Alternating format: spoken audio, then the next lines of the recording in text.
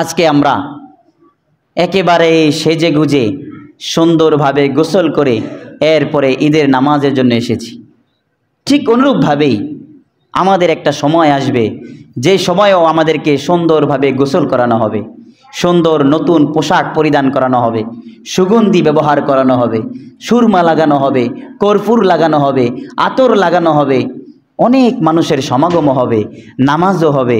কিন্তু সেই দিন আমাকে আর ঘরে ফিরে যেতে দেওয়া হবে না, আমাকে সেদিন বিদায় করে দেওয়া হবে। সেই দিনটা আমাদের মৃত্যুর দিন। আজকে আমরা যেভাবে গোসল করে এসেছি, আজকে আমরা যেভাবে সুন্দর পোশাক পরে এসেছি, আজকে আমরা যেভাবে সুগন্ধি লাগিয়েছি, আজকে আমরা যেভাবে অনেক মানুষ সমাগম হয়েছে, সেই দিন অনেক মানুষ সমাগম হবে, তবে শুধুমাত্র আমি একার জন্য, শুধুমাত্র আমি একার জন্য মাইকে ঘোষণা করা হবে, অমুক সময় জামাত, সবাই আসবেন, অমুকে মারা গেছে। এইভাবেই আমাদের ঘোষণা হয়ে যাবে। সবাই আমাদেরকে বিদায় দিবে, বরই পাতার গরম পানি দিয়ে গোসল দিবে, নতুন সাবান আনবে, গোসল করাবে, কাফন আনবে, নতুন পোশাক আনবে, সেগুলো পরানো হবে, এরপরে সুগন্ধিও লাগানো হবে, কর্পূর লাগানো হবে, এবং সবাইকে রেখে আমাদেরকে বিদায় দিতে হবে। আমাদের ছোট বড় কত মানুষকে আমরা দেখেছি, আমাদের সমবয়সী কত মানুষকে আমরা দেখেছি, কত মানুষের জানাজা আমরা পড়েছি, কিন্তু আমাদের ভিতরে এই রকমের কোনো চিন্তা ফিকির নাই যে আমাকেও এক সময় চলে যেতে হবে। কখন চলে যাব এটা আমি জানি না।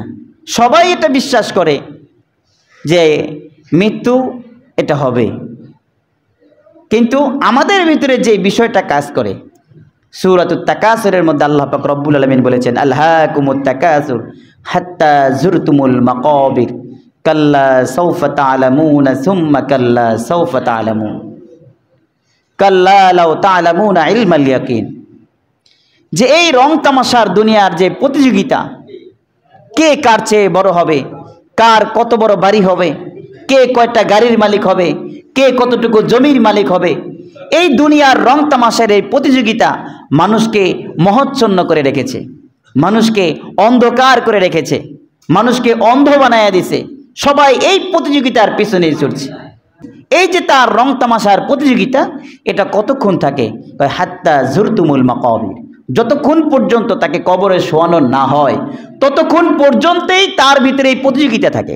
দেখবেন যে মানুষটা অসুস্থ হয়ে গেছে, মুমূর্ষু অবস্থায় হয়ে আছে, মাঠে পড়ে আছে, খাটে পড়ে আছে, এখনো মৃত্যু হয় নাই, তবে মৃত্যুর প্রহর সে গুনতেছে, সেই মানুষটাও এই চিন্তাই করে, হয়তো আমি সুস্থ হয়ে যাব, হয়তো কিছুদিন পরে আমি সুস্থ হয়ে যাব, আমারে তাড়াতাড়ি অমুক মেডিকেলে নিয়ে যাও, অমুক হাসপাতালে নিয়ে যাও। তার চিন্তা, তার বিভোর এখনো পর্যন্ত শেষ হয় না। সে তার ওই রং তামাশার চিন্তা ফিকিরে বিভোর হয়ে থাকে, মহচ্ছন্ন হয়ে থাকে। তার আশা এরকমই যে আমি সুস্থ হব। সে দোয়া চাওয়ার সময় এটাই বলে যে দোয়া করেন আল্লাহ যেন আমাকে সুস্থ করে দেয়। এই কথা কখনোই বলে না দোয়া করেন আল্লাহ যেন ইমানের সাথে আমারে নিয়ে যায়। মরতে চায় না কেউ, সবাই বাঁচতে চায়। এজন্য আল্লাহ পাক রব্বুল আলামিন বললেন যে এই প্রতিযোগিতা, এই রং তামাশা, এই প্রতিযোগিতা তোমাদেরকে মহচ্ছন্ন করে রেখেছে হাত্তা জুরতুমুল মাকাবির, কবরে যাওয়ার আগ পর্যন্ত। কাল্লা সাউফা তা'লামুন, আল্লাহ পাক রব্বুল আলামিন বলছেন সাবধান, কখনোই না। সুম্মা কাল্লা সাউফা তা'লামুন, আল্লাহ তাআলা বলেন আবারও বলছি সাবধান, কখনোই না। কাল্লা লাউ তা'লামুনা ইলমাল ইয়াকিন, যদি তোমরা জানতা, যদি তোমরা বুঝতা, তাহলে কখনোই তোমরা এই রকমের প্রতিযোগিতার মধ্যে তোমরা মহচ্ছন্ন হইয়া থাকতে না। প্রিয় ভাইরা আমার, যেহেতু আমাদের সবাইকেই চলে যেতে হবে, আমাদের সবাইকেই মৃত্যুবরণ করতে হবে, সেহেতু আমাদের এমন কিছু কাজ, আমাদের এমন কিছু কর্ম দুনিয়াতে রেখে যাওয়া উচিত, যেই কর্ম আমি মৃত্যুর পরেও আমাকে সহায়তা করে। আল্লাহ রাসূল সাল্লাল্লাহু আলাইহি সাল্লাম হাদিসের মধ্যে ইরশাদ করেছেন, মানুষ যখন মারা যায় তখন তার সমস্ত আমলের দরজা বন্ধ হয়ে যায়, তবে তার 3টা দরজা খোলা থাকে। এই 3টা দরজার মধ্যে একটা দরজা যদি কেউ খুলে রেখে যেতে পারে, তাহলে সে মৃত্যুর পরে কবরে শুয়ে শুয়েও সে সওয়াব পাইতে থাকবে। সুবহানাল্লাহ বিহামদিহি। তাহলে আমরা এমন কোন সওয়াবের আশা করি যেই সওয়াবটা আমরা মৃত্যুবরণ করার পরেও আমাদের কবরে যাইতেই থাকবে। এরকম সওয়াবের আশা কি আমরা করি? সবাই করি। যখন আমরা বলি এই কাজটাকে আমরা চাই, সবাই বলে আমরা চাই। এই কাজটাকে আমরা করতে পারি, হ্যাঁ আমরা করতে পারি, কিন্তু কাজের বেলায় নেই। এই কাজের বেলায় করতে হবে এটাকে। এই কাজ এটাকে পরিচালনা করেন, অল্প হোক বেশি হোক করেন, যতটুকু সমর্থ আছে ততটুকু দিয়েই করেন। আপনার টাকা নাই, শক্তি আছে, শক্তি দিয়ে করেন। আপনার টাকা নাই কিন্তু আপনার সময় আছে, সময় দিয়ে করেন। আপনার টাকা নাই কিন্তু আপনি শ্রম দিতে জানেন, শ্রম দিয়ে করেন। মানে আপনি যেইভাবে পারেন সেইভাবেই করেন।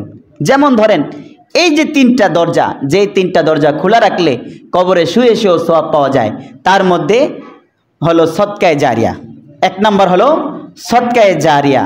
জারিয়া শব্দের অর্থ প্রবাহমান, এমন সদকা যেই সদকাটা সবসময় চলতে থাকে, অনবরত চলতে থাকে, এটাকে বলা হয় সদকায়ে জারিয়া, চলমান। দ্বিতীয় নম্বরে একটা হলো নেক সন্তান, তৃতীয় নম্বরে আরেকটা হলো উপকারী ইলম। এই তিনটা আমলের কোনো একটা আমল যদি কেউ করে যেতে পারে তাহলে সে মৃত্যুবরণ করবে, তার সব আমলের দরজা বন্ধ হয়ে যাবে, কিন্তু এই তিন কাজের একটা কাজ করার কারণে তার কবরের মধ্যে অনবরত সওয়াব হতেই থাকবে। সুবহানাল্লাহ। এখন যে কথাটা বললাম, টাকা নাই তবে সময় আছে, টাকা নাই তবে ক্ষমতা আছে, শক্তি আছে, টাকা নাই তবে আপনার পরিশ্রম দেওয়ার মতো সামর্থ্য আছে। যেমন ধরেন রাস্তা তৈরি করা, এটা একটা সদকায়ে জারিয়ার কাজ। এই কাজটা আমরা অনেকেই জানিও না, করিও না। রাস্তা একটা ভেঙে গেছে, এটার কাছে কেউ যাবে না, অথচ এটা একটা সদকায়ে জারিয়ার কাজ। একটা ব্রিজ নির্মাণ করা, একটা সাঁকো তৈরি করা, এগুলো সদকায়ে জারিয়ার কাজ। আপনি যদি একটা রাস্তা তৈরি করেন, কারণ আমার কাছে টাকা আছে আমি টাকা দিলাম, আপনার কাছে টাকা নাই কিন্তু আপনি দুই ওরা মাটি কেটে দিতে পারবেন, এতটুকু সমর্থ আপনার আছে, আপনি মাটি কেটে দেন। তাহলে আমি টাকা দিয়েও যেমন সওয়াবের অংশীদার হইলাম, আপনি মাটি কেটেও সওয়াবের অংশীদার হইলেন। আবার আপনার কাছে টাকাও নেই, মাটি কেটে দেওয়ার সামর্থ্য নেই, তবে আরেকজন থেকে চাইয়ে আনার সামর্থ্য আছে। ওই রস আল্লাহ আপনার মুখের মধ্যে দিছে, তাহলে আপনি আবার আরেকজন থেকে চাইয়ে আনেন। তাহলে আপনি আরেকজন থেকে চাইয়ে আনলেন, আরেকজনের সময় দিল, আরেকজনের শ্রম দিল, আরেকজনের টাকা দিল, এই যে সবাই একই সমপরিমাণের সওয়াবের অধিকারী হবে। সুবহানাল্লাহ। এই জন্য আমাদেরকে এমন কিছু কাজ রেখে যাওয়া উচিত যে কাজগুলো অনবরত সওয়াব হতেই থাকবে। যেমন ধরেন এই যে আপনাদের এই মসজিদ, এই মসজিদে এই যে ফ্যান চলতেছে, এই মসজিদে আপনারা নামাজ পড়তেছেন, এসি চলতেছে, এই যে কার্পেটের উপরে বসে আছেন, এইখানকার এই দানের মধ্যে এমন অনেক লোক আছে যারা এখন দুনিয়াতে নাই, কিন্তু মসজিদটা আছে কি নাই? মসজিদ আছে, ফ্যানগুলোও চলতেছে, সব ঠিকঠাক আছে, সেই লোকটা নাই। এই যে আমরা নামাজ পড়তেছি, আমাদের সওয়াব হইতেছে, এই প্রত্যেকটা নামাজের সওয়াবের এক একটা অংশ ওই সমস্ত লোকদের কবরেও যাইতেছে। সুবহানাল্লাহ বিহামদিহি। তাহলে এই ধরনের সওয়াব রেখে যাওয়ার দরকার আমাদের আছে না নাই? আছে। এজন্য আমি আপনাদেরকে বলবো, কখনোই যখন সদকায়ে জারিয়ার ব্যাপারে আলোচনা হবে তখন এমনটা যেন না হয়, যেখানে হোক, আমি বলি না এখানকার কথা, যেখানেই হোক আপনার কাছে 2 টাকা থাকলে 2 টাকাই দিবেন। এমন যেন না হয় যে 2 টাকা আছে দিব আর কি, এরকম কখনো করবেন না। আল্লাহ তাআলার কাছে মানুষের টাকা পয়সা ধন সম্পদ, এই যে কোরবানি করে গোশত রক্ত, কোনো কিছু আল্লাহর কাছে পৌঁছায় না। এই যে আমরা যে টাকা মসজিদে দান করি, এগুলো কি আসমানে উঠে যায়? এগুলো মসজিদেই থাকে, এগুলোতে বিভিন্ন কাজ করানো হয়। আমরা কোরবানি করি, পশু জবাই দেই, এই যে রক্ত গোশত, এগুলো কি আসমানে উঠে যায়? এটা আমরাই খাই। তাহলে আল্লাহর কাছে যায় কি? আল্লাহর কাছে আমরা কি পাঠাই? আল্লাহর কাছে যেটা যায় সেটা হলো আপনার এই হৃদয়ের যে নিয়ত, যে ইচ্ছা, আপনার যে উদ্দেশ্য, এটাই আল্লাহর কাছে যায়। এই জন্য রাসূল সাল্লাল্লাহু আলাইহি সাল্লাম বলেছেন, ইন্নামাল আমালু বিন্নিয়াত, প্রত্যেকটা কাজের বদলা হবে তার নিয়তের উপরে নির্ভর করে, সে কি নিয়ত করেছে। এই জন্যই দেখেন কোরবানির সময় 7 শরীকের মধ্যে কোনো এক শরীকের যদি এরকম হয় যে আমি গোশত খাবো এই জন্য কোরবানি দিচ্ছি, তাহলে কারো কোরবানি হবে? হবে না। কোরবানি হবে না কেন? ওই যে নিয়তের মধ্যে গরমিল। তাহলে আল্লাহর কাছে যে জিনিসটা পৌঁছায় সেটা হচ্ছে নিয়ত। এই জন্য কেউ কোটি টাকা দান করবে এই নিয়তে যে মানুষ আমাকে দানশীল বলবে, মানুষ আমাকে দানবীর বলবে, সে কোটি টাকা দান করেও 2 পয়সার সওয়াব পাবে না।